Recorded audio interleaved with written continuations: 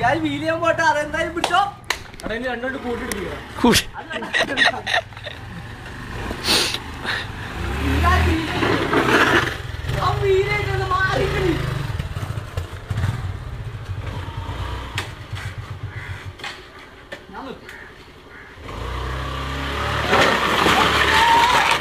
പൊളിച്ചു വണ്ടി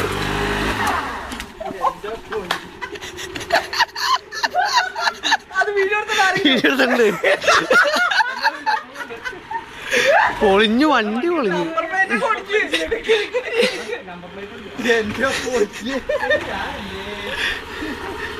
ഓ ലൈറ്റ് പോകാണ്ടിരുന്ന ഭാഗ്യം കേട്ടോ ഞാനീ കളിക്കില്ലട്ടാ